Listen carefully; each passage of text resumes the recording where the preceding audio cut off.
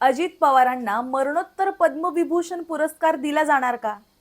अजितदादा आज आपल्यात नाहीत, मात्र महाराष्ट्राच्या राजकारणात त्यांनी उमटवलेला ठसा, प्रशासनातील त्यांची काम करण्याची शैली आणि विकास कामांमधला त्यांचा सहभाग लक्षात घेता त्यांना देशातला दुसऱ्या क्रमांकाचा सर्वोच्च नागरी सन्मान पद्मविभूषण मरणोत्तर प्रदान करावा, अशी मागणी आता राष्ट्रवादी काँग्रेसच्या आमदारांनी केली आहे.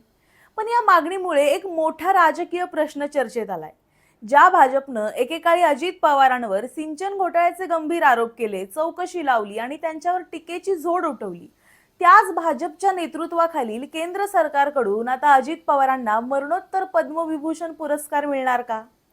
नमस्कार, मी सारिका आणि तुम्ही पाहताय पॉलिटिकल महाराष्ट्र.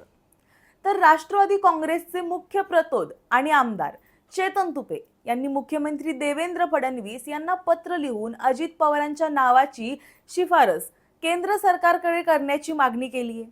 या पत्रावर मंत्री हसन मुश्रीफ, माजी मंत्री अनिल पाटील, माणिकराव कोकाटे, संजय बनसोड, सरोज आहिर यांच्यासह राष्ट्रवादीच्या सर्व आमदारांचा पाठिंबा असल्याचं सांगितलं जातंय. त्यांच्यामध्ये अजित पवारांची महाराष्ट्राच्या सामाजिक, आर्थिक आणि औद्योगिक विकासात मोठं योगदान दिलंय. राज्याचे अर्थमंत्री म्हणून त्यांनी विक्रमी वेळा अर्थसंकल्प सादर केला.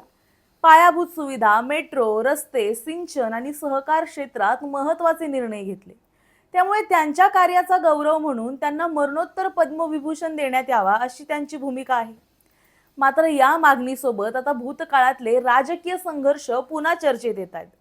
2014च्या विधानसभा निवडणुकांच्या पूर्वी तत्कालीन भाजप नेते देवेंद्र फडणवीस यांनी प्रचार सभेत आमचं सरकार आलं तर अजित पवार चक्की पिसिंग अँड पिसिंग अशी टीका करत सिंचन घोटाळ्याप्रकरणी कठोर कारवाईचा इशारा दिला होता.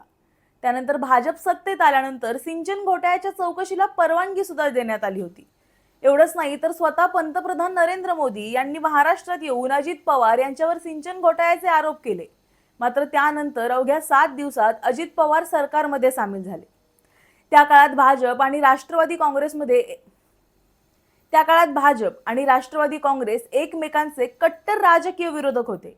यानंतर राजकारणात अनेक घडामोडी घडल्या, सत्तेची समीकरणं बदलली, दोन्ही पक्ष एकत्रही आले आणि अजित पवार राज्याचे उपमुख्यमंत्री तसंच अर्थमंत्री सुद्धा झाले.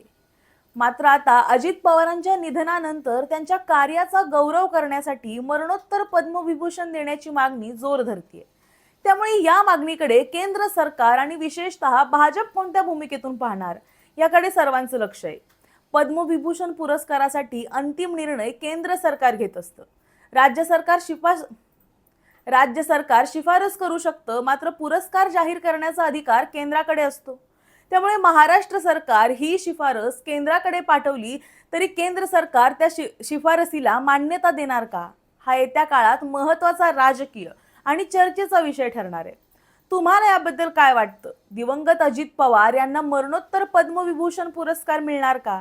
हे आम्हाला कमेंटमध्ये नक्की सांगा आणि अशाच व्हिडिओसाठी पाहत रहा पॉलिटिकल महाराष्ट्र.